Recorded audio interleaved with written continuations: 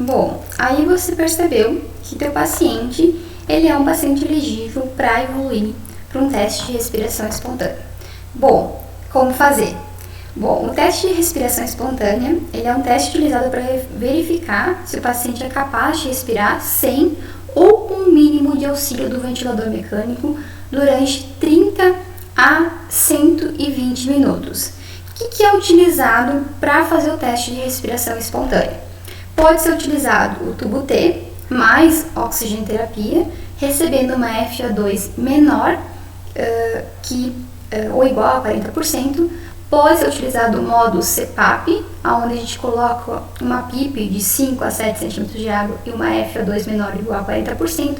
Ou pode ser utilizado o modo ventilatório, que vocês já aprenderam, que é o modo PSV, que é aquele modo espontâneo, com os mínimos valores de pressão de suporte, de PS, entre 5 e 7 centímetros de água, e com valores baixos de PIP, entre 0 e 7. Então, quanto mais baixo, melhor. E com uma FO2 também menor ou igual a 40%. Então, essas são as 3 formas de a gente realizar o teste de respiração espontânea. Então, a gente muda os parâmetros do paciente, coloca ele em PSV com parâmetros mínimos, desconecta do ventilador mecânico e coloca ele no tubo T, oferecendo oxigenoterapia e deixando ele ventilar nesse tubo T, uma pecinha que é chamada de tubo T. Então o paciente é desconectado literalmente da ventilação mecânica e ele fica ali ventilando com esse tubo T com auxílio da oxigenoterapia. Ou a gente coloca o paciente em modo CPAP, que aí no ventilador mecânico, para a gente fazer o modo CPAP, a gente zera a PS. A gente só coloca um valor de PIP mínimo ali em torno de 5 e deixa a PS zerada, que a gente faz um CPAP com o próprio ventilador mecânico. São as 3 maneiras utilizadas para fazer teste de respiração espontânea, ou seja, dar o mínimo auxílio ou nenhum auxílio ao paciente, para ver como é que ele responde. Então o tubo T está aqui, mostrando para vocês nessa imagem, né? Vocês conseguem ver a presença de um tubo em formato de T, né? Onde essa parte fica conectado com o tubo endotraqueal do paciente, e o paciente fica respirando ali 30 minutos a 120 minutos para a gente ver como é que ele se comporta, tá? Então, a gente conecta esse paciente com o tubo T conectado com uma saída de oxigênio para ele também receber esse oxigênio. Então, o tubo T conectado ao O2 para fazer o teste de respiração espontânea com o tubo T. Se não, a gente utiliza o modo PSV ou o modo CPAP do ventilador mecânico. O que se sabe sobre utilizar um ou utilizar outro? Existe uma grande discussão, né, na literatura também, principalmente, na nossa prática, na nossa rotina, sobre se é melhor tubo T ou se é melhor o PSV, quais dele é melhor utilizado para fazer o teste de respiração espontânea. Já tem uma revisão, né, da Cochrane, que é uma boa base de referência para a gente, que compararam o uso do tubo T para fazer o teste de respiração espontânea e o uso do PSV. E eles observaram que não houve diferença, evidências, né, claras de qualquer diferença entre PSV e tubo T em relação ao sucesso desse processo de desmame, de reintubação, de mortalidade na UTI e até mesmo de pneumonia.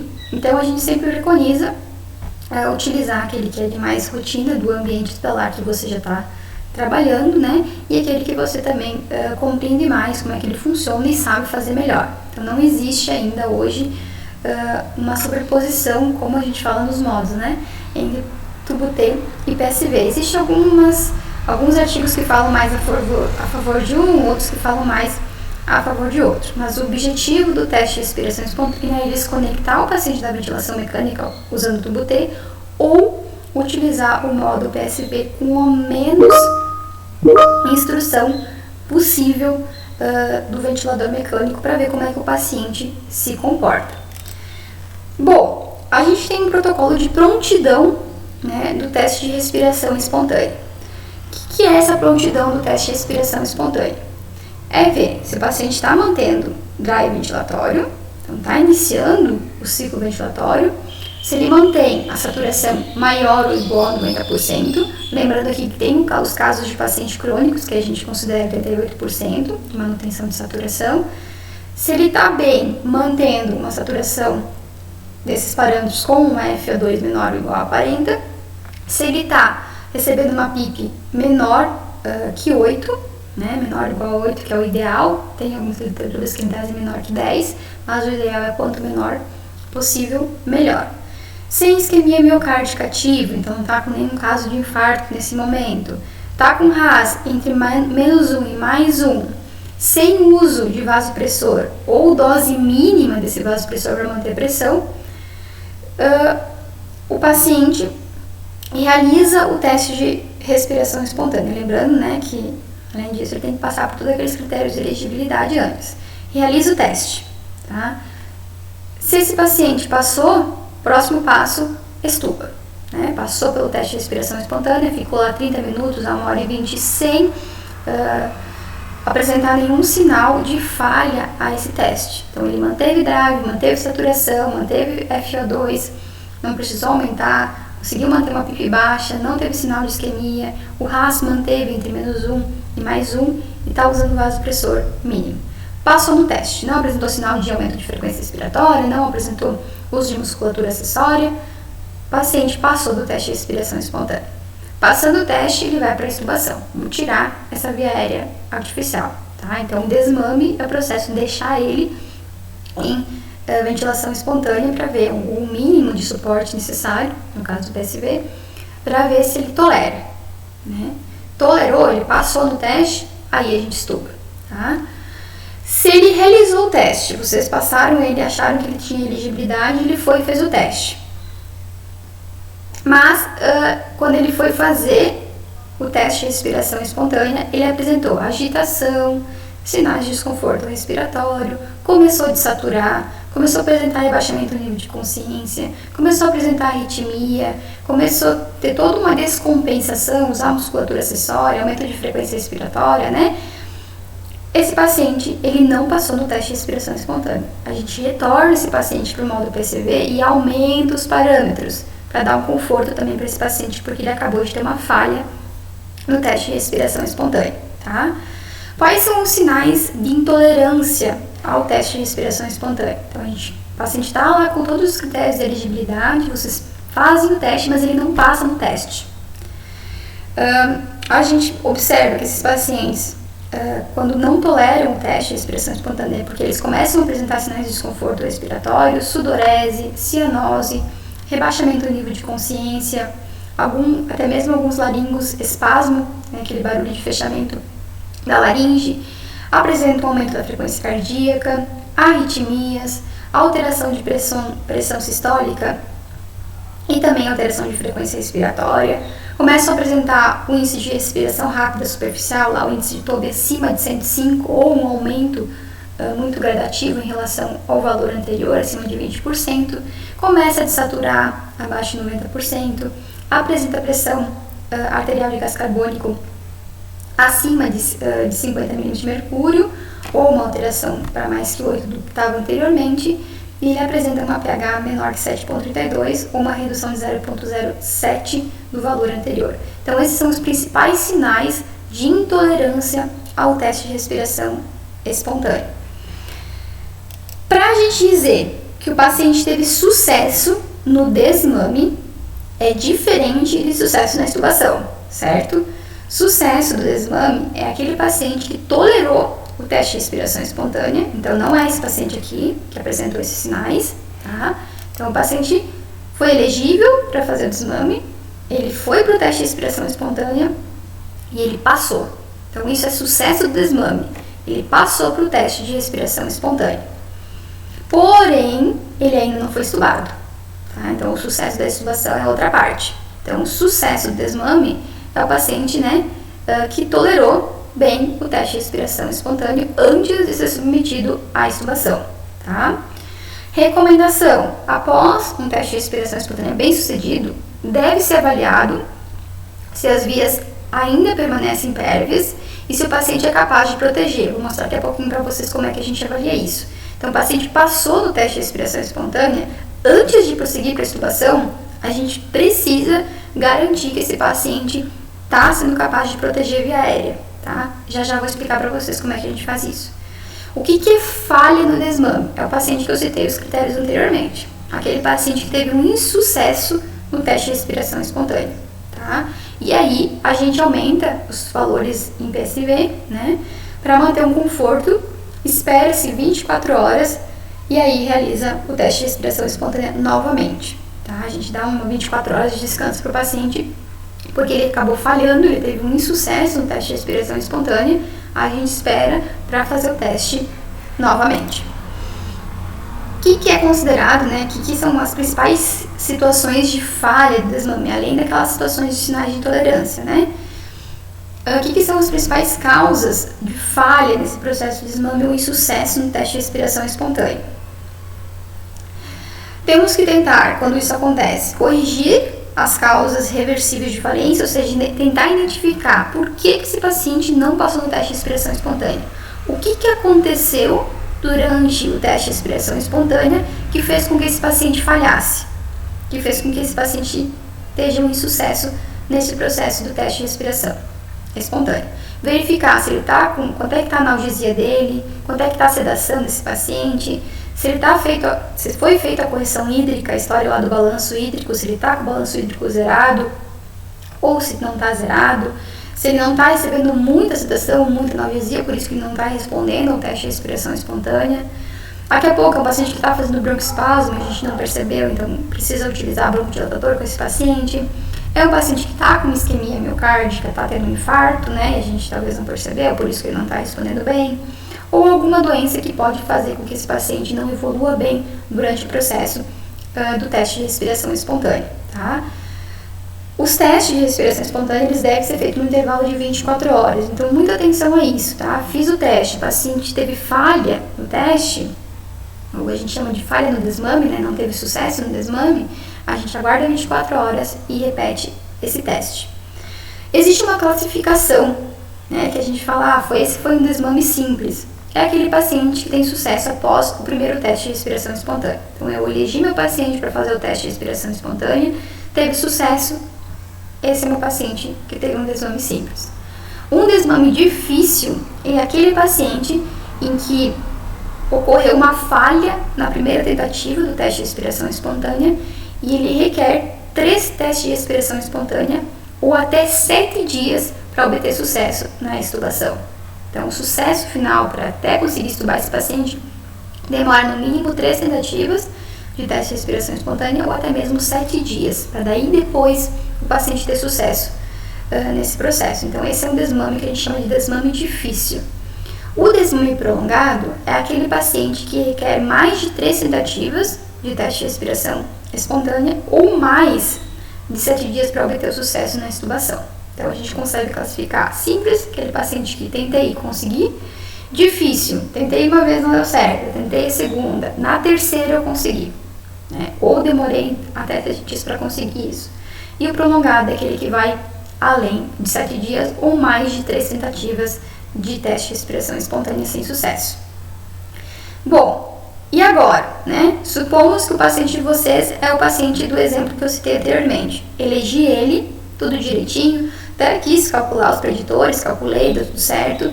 Fiz o teste de respiração espontânea, ele ficou lá meia hora, 1 hora, ventilando em PSV com parâmetros mínimos, tolerou bem. Não apresentou nenhum daqueles sinais de intolerância que eu falei para vocês. Vou prosseguir para a extubação. Só que antes de prosseguir para a extubação, é preciso conferir se esse paciente ele tem capacidade de manutenção da permeabilidade das vias aéreas e proteger as vias aéreas dele, porque eu posso extubar e daqui a pouco ele faz um broncoespasmo, daqui a pouco esse paciente não me responde bem ao processo de retirada do tubo, tá? Então não significa que ele evoluiu bem, ele teve sucesso no desmame, que ele vai ter sucesso na extubação, né? Então, antes de extubar ele, eu preciso levar em consideração 3 critérios. Então, teve sucesso no teste de respiração espontânea? Ótimo, muito bem. Vamos para a extubação. Antes de extubar esse paciente, precisamos analisar o pico de fluxo respiratório. Claro, nem sempre isso é feito, porém é uma maneira da gente avaliar se esse paciente consegue manter a permeabilidade das vias aéreas. Uma das formas de fazer isso, quando não se tem o pique-flu, para avaliar o pico de fluxo respiratório, é pedir para o paciente tossir num cartãozinho branco e a gente vê quanto ele suja de secreção nesse cartão branco. E se tem pouca secreção ou não, né? Então, se ele consegue tossir e suja o cartãozinho, né? a gente fala que o teste de cartão branco deu positivo, ou seja, ele consegue manter a permeabilidade das vias aéreas. E também tem que avaliar se ele tem pouca secreção, porque se é um paciente hipersecretivo, existe uma chance maior desse paciente não evoluir bem, tá? Então tem que estar com pouca secreção. Avaliar o nível de consciência, então esse paciente tem que estar obedecendo os comandos. Então você pede, seu fulano, levanta a perna, seu fulano, aperta a minha mão, ele tem que estar te respondendo. Então Glasgow no mínimo acima de 8. E além disso tem um outro teste que a gente chama de Cuff Leak Test, que é um teste de avaliação também para a permeabilidade das vias aéreas, que a gente vê o quanto esse paciente consegue deslocar de volume quando a gente desinsufla o cuff, tá? Acho que eu tenho aqui um exemplo para vocês para mostrar, tá? O Cuff Leak Test é um teste onde a gente vai verificar quanto de volume o paciente está fazendo com o cuff insuflado, né, do tubo. Tá fazendo 500 ml. Eu desinsuflei o cuff bem rapidinho antes de estubar, né, e vejo quanto é o volume de ar exalado por esse paciente. Se tiver uma diferença de 110 ml entre o cuff insuflado e o cuff desinsuflado, eu digo que o paciente tem capacidade de manter a permeabilidade das vias aéreas. Por quê? Porque isso significa que quando eu desinsuflei o cuff, o ar conseguiu passar tranquilamente, né? Escapou o ar pela região onde está o tubo, o cuff fazendo a obstrução, preenchendo o espaço, né? Então tá vazando ar pela região onde o cuff está insuflado. Então o paciente consegue deslocar esse ar dentro das vias aéreas, né? Então está tendo um escapezinho de ar. Então entre o valor do cuff insuflado e o do cuff desinsuflado tem que ter uma diferença no mínimo de 110 ml. Se tiver essa diferença, significa que o ar está escapando por algum lugar, porque eu desinsuflei o cuff, então ele está passando por essa região onde o cuff foi desinsuflado, está vazando o ar, não está indo todo o ar pelo ramo respiratório do paciente, tá? Então é uma maneira da gente ver se o paciente está conseguindo manter a permeabilidade das vias aéreas, tá? E aqui tem só uma foto mostrando a avaliação do PIC-Flu, então em hospitais que tem, né? O PIC-Flu tem como conectar na traca do paciente, pedir para ele tossir e a gente avaliar para ver se esse pico de fluxo respiratório é maior de 60 litros por minuto, tá? Mas no nosso caso, geralmente, a gente não tem, então acaba utilizando um cartão branco para ver se o paciente consegue sujar, né, o cartãozinho, porque ele conseguiu deslocar a secreção, tá? Eles conseguiu mobilizar a secreção dentro das vias aéreas e é um indicativo que ele consegue manter a permeabilidade das vias aéreas. Bom, deu tudo certo. E agora, como estubar? Então, a gente tem algumas regras de como deve ser o processo de extubação, como que a gente deve posicionar esse paciente, como a gente deve fazer a extubação, que eu já vou contar para vocês. Bom, agora deu tudo certo, né? Conseguimos fazer com que esse paciente evoluísse, né? Teve sucesso no processo de desmame, passou pelo teste de respiração espontânea e agora esse paciente vai ser estubado. Vocês fizeram o teste de permeabilidade das vias aéreas, fizeram o Cuff Leak Test, fizeram o teste do cartão positivo e o paciente passou nos 2 testes de permeabilidade de vias aéreas. Agora, a gente precisa evoluir com a extubação desse paciente. Quais são as orientações quanto ao processo de extubação? Primeiramente, precisamos elevar a cabeceira do nosso paciente a pelo menos 30 graus ou mais, se possível. Na prática clínica, a gente geralmente eleva mais do que isso, se possível ali em torno de 60 graus. Devemos pausar a dieta que o paciente está recebendo, tirar toda a fixação do tubo, porque o tubo está fixo por um cordão, né? Então, por um cadarço que a gente precisa retirar esse cadarço e deixar solto. Como é que a gente vai tracionar, puxar o tubo se o cordão estiver fixo? Orientar o paciente sobre o procedimento, explicar para ele que a gente vai tirar o tubo e que ele vai começar, então, a respirar sozinho. Aspirar o tubo antes de fazer o procedimento, né? O ideal é extubar o paciente aspirando junto, que geralmente vem bastante secreção. Vocês sabem que em cima do cuff às vezes fica bastante secreção, porque uma das funções do cuff é evitar que a secreção da orofaringe caia para baixo do cuff e adentre as nossas vias aéreas, né? Então, o ideal é a gente aspira antes o tubo, aspira as vias aéreas superiores também, e aí a gente faz o procedimento aspirando. Já vou falar para você sobre isso. Entra, né, com a sonda de aspiração e daí abre o vácuo, né, com a sonda dentro do próprio tubo, vai desinsuflar o cuff, vai pedir para o paciente puxa o ar fundo, vai estar com a sonda dentro do tubo. Quando ele puxar o ar fundo, a gente vai tracionar o tubo na viela do paciente, lembrando que o cuff tem que estar desinsuflado e vai aspirando junto, tá? Lembrando que a sonda está dentro do tubo, tá? É só pra gente evitar que aquela secreção da desinsuflação do cuff seja broncoaspirada pelo nosso paciente, tá? Então esse é o processo. Aqui eu trouxe um vídeo para vocês. Observe, né, que o paciente ele tá bem lúcido, ele tá bem orientado para realizar o procedimento. Eu só vou baixar aqui o áudio, né? Observem que possivelmente é um paciente que passou por algum procedimento cirúrgico, ele já está agoniado com o tubo na boca, né? Tá obedecendo comandos, até tá sentado ali, né? E o médico vai explicar para ele tudo que vai ser feito em relação ao procedimento. Então, realmente, o paciente, para fazer o processo de intubação, ele tem que estar responsivo, ele tem que estar lúcido, ele tem que estar orientado, tá? Vocês vão ver que ele vai... claro, isso é em outro país, né? Então, às vezes é um pouquinho diferente, mas o procedimento é mais ou menos esse que ele vai realizar.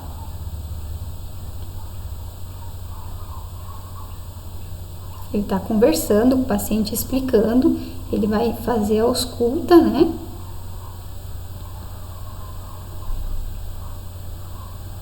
O paciente está obedecendo bem os comandos, né? Está pedindo para ele puxar e soltar o ar. Está bem lúcido, bem orientado.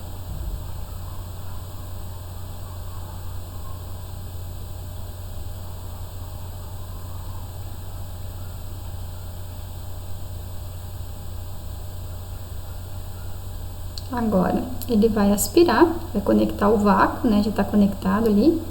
Ó, vai só conectar o vácuo na sonda de sistema de aspiração fechada. Esse é um sistema de aspiração fechado, não é aberto. Ele vai dizer para o paciente que vai ser um pouco desconfortável, ele vai fazer a higienização do tubo. Ó, já começou a tossir. Aspirou, aspirou. Isso. Pediu para ele ficar tranquilo, que já vamos tirar esse tubo daí. Ele vai lá, ausculta de novo.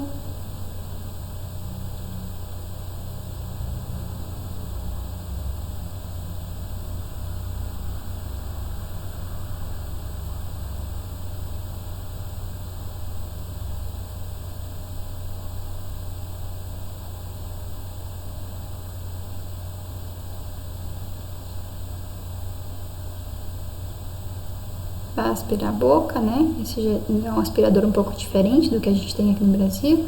Aspirou a região da orofaringe do paciente, pode ter alguma secreção, pode aspirar nariz se julgar necessário, né? Lembrando que o paciente está acordado, então é um pouco desconfortável aspirar as vias aéreas superiores. Ele está explicando o que vai acontecer. A gente vai tracionar o tubo, pode ficar tranquilo. Quando a gente tracionar o tubo, vou pedir para o senhor expirar profundamente e a gente vai puxar esse tubo da boca do paciente, de você, né? Ele vai desinsuflar, deixar a seringa ali no cuff para fazer a desinsuflação do cuff, já deixou conectado. Vai tirar o cadarço, né? A fita que está prendendo esse tubo. Ele segura o tubo. Então, geralmente, quando a gente vai fazer, tem um enfermeiro, tem um físio, tem um médico. Às vezes o físio faz sozinho, tá? Mas daí é um físio um pouquinho mais com experiência para estar fazendo a extubação completamente sozinho. Então, tira. Agora ele vai desinsuflar o cuff, que está na outra mão, ali onde está a seringa, ó, desconectou a ventilação mecânica. Na seringa, a mão da seringa desinsuflou o cuff, ele puxou o ar fundo e tirou.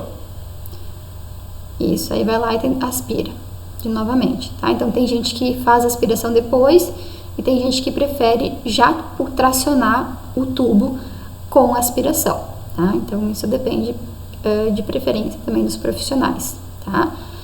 Observe que ele já botou ele na máscara, né? Botou ele numa Venturi ali para dar um conforto. Estava até agora em ventilação mecânica invasiva, então bota ele em Venturi para dar um conforto respiratório para ele, tá? Aí vê se está ventilando bem, dá para ver que ele está pouquinho de esforço respiratório, né?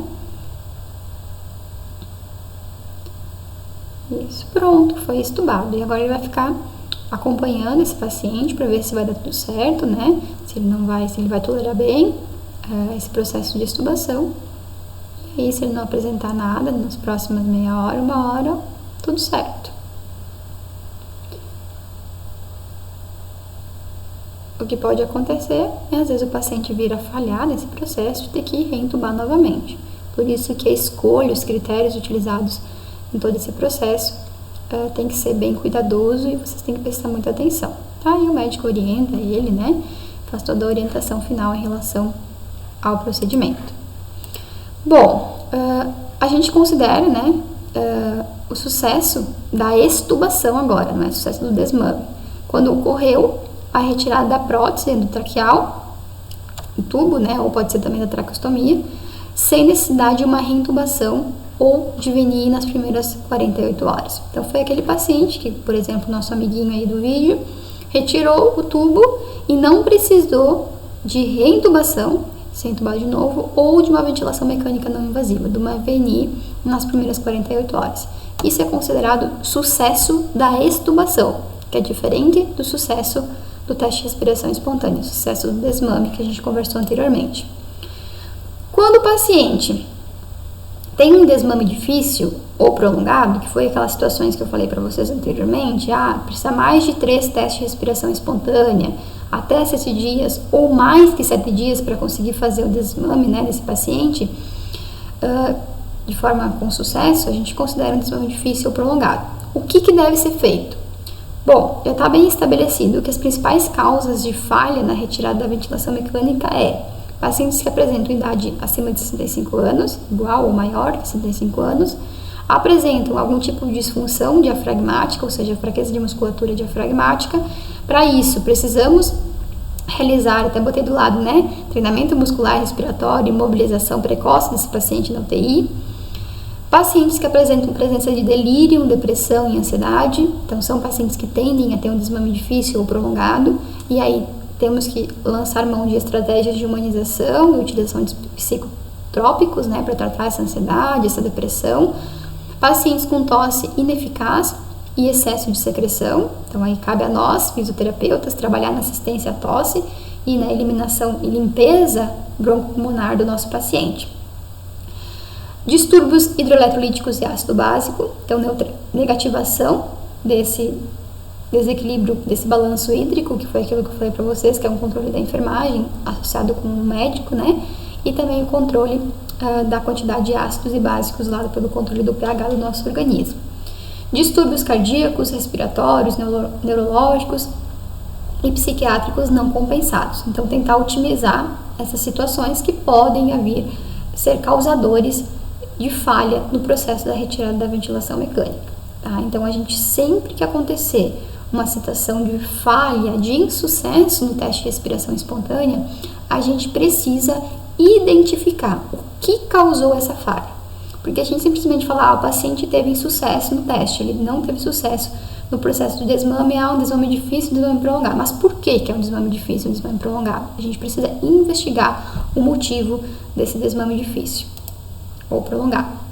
Existem algumas estratégias para otimizar, de certa forma, esse processo de desmame do paciente. Algumas situações, quando o paciente faz o teste de respiração espontânea e ele tem falha no teste de respiração espontânea, a gente pode, muitas vezes, utilizar a VNI nesse processo de desmame, tá?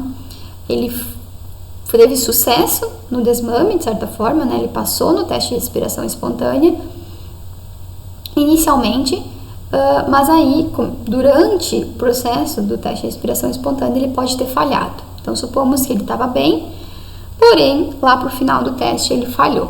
Então, ele fez o teste de respiração espontânea e ele não passou, ele falhou no teste de respiração espontânea.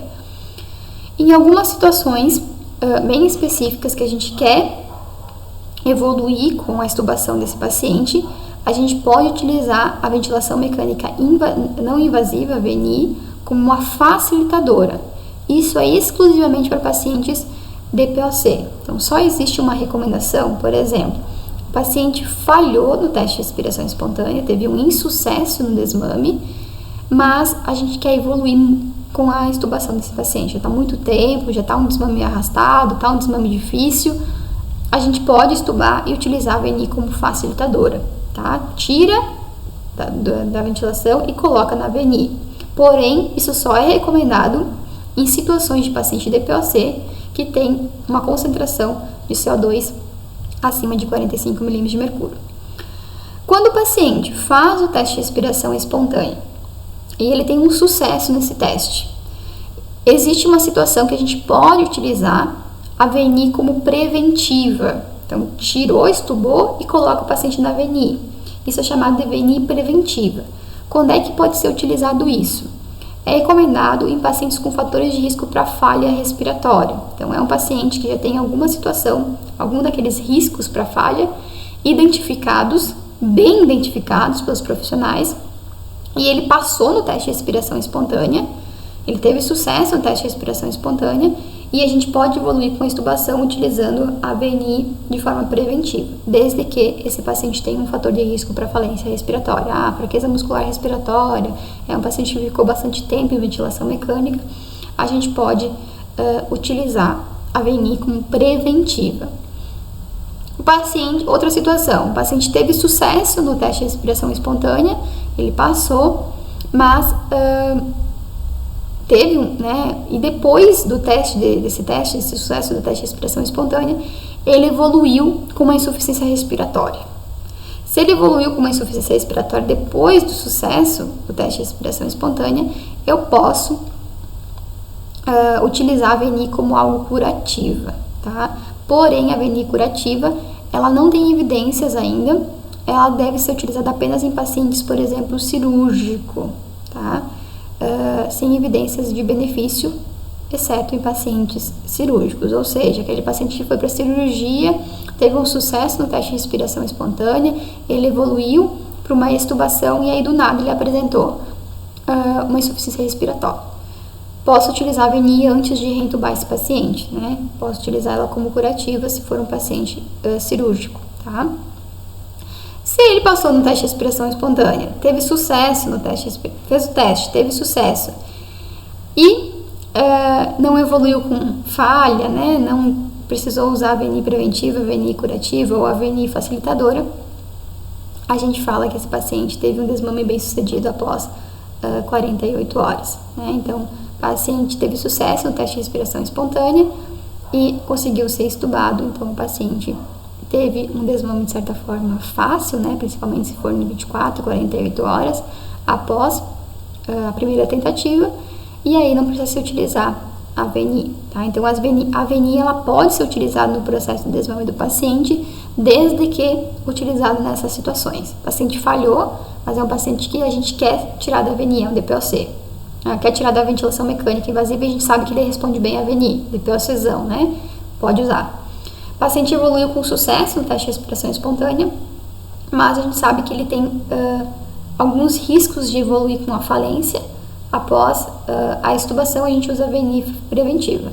Paciente que evoluiu com sucesso no teste, passou para a extubação e do nada apresentou uma insuficiência respiratória. Pode utilizar a VNI curativa se for paciente cirúrgico. Se não for, a gente não tem evidência que isso ajudaria, tá? Então, essas são as formas de a gente utilizar a VNI no processo de desmame do paciente. Bom, quais são os fatores de risco para falência respiratória? São os pacientes, no caso de VNI preventiva, lembra que eu falei para vocês, né? Existem alguns pacientes que evoluem com sucesso no teste de respiração espontânea, mas a gente pode utilizar a VNI como preventiva. Quais são esses pacientes que têm esse risco maior de falência respiratória? Pacientes com uma hipercapnia após a extubação, ou seja, PCO2 acima de 45, pacientes que apresentam insuficiência cardíaca, tosse ineficaz, altos volumes de secreção, então assim, aquele paciente mais secretivo, mais de uma falência sucessiva ao desmame, mais de uma comorbidade, obstrução de vias aéreas superiores, idade avançada, falência cardíaca com uma causa de intubação, então ele intubou por alguma situação cardíaca, score de Apache acima de 12 no dia da extubação e pacientes com mais de 32 horas em ventilação mecânica invasiva. Então, esses critérios são as principais situações que a gente pode pensar em utilizar a VNI preventiva, tá? Faz o teste de respiração espontânea. Ele passou no teste de respiração espontânea, vamos estubar esse paciente e utilizar a VNI como preventiva? Podemos, tá? Desde que ele se encaixe nesses critérios. O APACHE acima de 12, eu já vou mostrar para vocês, ele é um critério de score fisiológico, né, que leva em consideração como é que foi o comportamento da temperatura naquele dia, qual foi a PAM naquele dia, qual foi a frequência cardíaca, vários sinais vitais e alguns sinais laboratoriais também, como potássio, sódio, creatina, pH, e tudo isso dá uma pontuação, tá? Observem aqui em cima, mais 4, menos 3, mais 3, mais 2. Essa pontuação é recomendado que esteja abaixo de 12, né? Se estiver acima de 12, pode ser um sinal de falência respiratória. Isso é preenchido pelo pessoal da enfermagem, tá? Então, o score da APACHE, o ideal é que esteja abaixo de 12 a pontuação total, levando em consideração todos esses critérios lá no prontuário do pessoal da enfermagem, só para vocês saberem o que é o APACHE. Bom, os protocolos de desmame, né? A gente sabe que existe algumas alternativas de protocolo, né? Mas é muito importante dentro da unidade que vocês trabalham ter um protocolo bem estabelecido, porque quando a gente tem um protocolo de desmame bem estabelecido, isso facilita para nós e para toda a equipe, né? Como vai acontecer o desmame do nosso paciente. Devemos sempre tentar identificar de maneira eficaz quais são os pacientes elegíveis para fazer o desmame e conduzir a equipe clínica de maneira única, né, para que todo mundo pense da mesma maneira e execute as condutas do processo de desmame com a mesma linha de pensamento. Não adianta a físio ir lá e querer desmamar o paciente se o médico não quer. Então, precisa ter uma conversa com a equipe multidisciplinar para fazer um acompanhamento, estabelecer protocolos, para que isso faça com que os profissionais andem junto no pensamento da condução clínica do nosso paciente, né? Lembrando que retirar o paciente da ventilação invasiva o mais rápido quando clinicamente possível. Essa é a frase. Quando clinicamente possível, a nossa ideia é que esse paciente saia da ventilação mecânica o mais rápido possível. Porque eu já mostrei para vocês lá no começo da aula que quanto mais tempo esse paciente permanece, mais atrofia diafragmática causa, mais sarcômeros injuriados tem, né? Então a gente sabe que quanto mais tempo ele permanece em ventilação mecânica, mais fibra muscular ele perde, mais atrofia muscular causa, consequentemente maior a chance desse paciente ir a óbito, maior a mortalidade. Tem uns estudos bem interessantes que eu gosto de mostrar, né, que vem ao encontro da nossa aula, né, sobre a questão do processo de necessidade de reentubar o paciente quando a gente acaba, às vezes, extubando muito precocemente esse indivíduo, né? Tem uma falha aí na tomada de decisão dos profissionais, e quando acaba extubando muito precocemente, a gente sabe que tem um risco de reentubar esse paciente. E se reentubar esse paciente novamente, esses pacientes correm um risco de ter maior mortalidade. Esse estudo, ele trouxe informações de vários artigos com um diferente número de pacientes, demonstrando que no estudo aqui de 2011, né, tinha 168 pacientes, 15 pacientes precisaram ser reentubados. Desses 15 pacientes que precisaram ser reentubados, por talvez uma tomada de decisão incorreta, né, ou até mesmo por uma falha no processo de desmame desse paciente, enfim, 50% desses pacientes tiveram que ser, 50% desses pacientes acabaram indo a óbito. Nesse outro estudo de 97, com 397 pacientes, 19 precisaram ser reentubados, e desses 19 pacientes, 27% foram a óbito. Estudo de 2011 aqui, com 2.700 pacientes, 10 precisaram ser entubados. Desses 10 pacientes que precisaram ser entubados, 26% acabaram indo a óbito. Então, quero mostrar para vocês, né, que esse processo de tomar decisão ele é muito importante, ele tem que ser muito criterioso, a gente tem que conhecer o paciente, a gente tem que estar em cima do paciente para a gente tomar a decisão correta, porque se precisar reentubar o paciente, a gente sabe que a chance de mortalidade ela é maior, tá? Então, Aquela frase, vamos entubar, se precisar a gente reentuba de novo. Esqueçam isso, não é bem assim, né? Vamos reentubar de novo. A gente sabe que para o paciente reentubar novamente, ele tem um maior risco de não sobreviver àquele processo. Então, algumas considerações finais em relação a essa aula. Pensar em desmame precoce sempre que possível, né? Pensando que a gente também não pode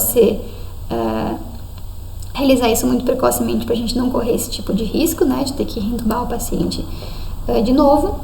Utilizar protocolos bem instituídos dentro da sua instituição. Pode ser utilizado o VNI em pacientes com risco de falha, dentro daquelas situações que eu mostrei para vocês. E a gente deve pensar sempre que possível em mobilização precoce, em tirar esse paciente mais precocemente do leito.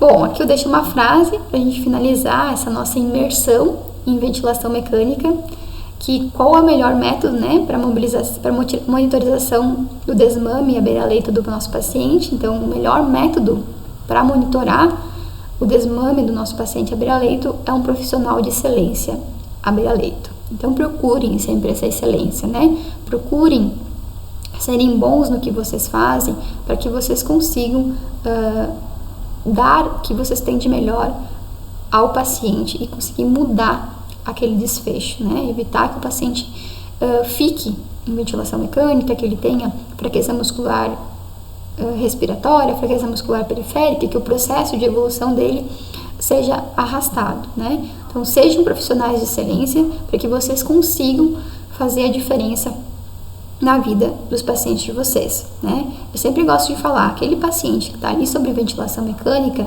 ele não é só um paciente, né? Ele é o amor de alguém, ele tem uma família, ele tem pessoas por trás dele que estão esperando, né, que ele saia desse contexto, e a gente está ali para cuidar, a gente está ali para fazer o nosso melhor, oferecer o que a gente tem de melhor para o nosso paciente.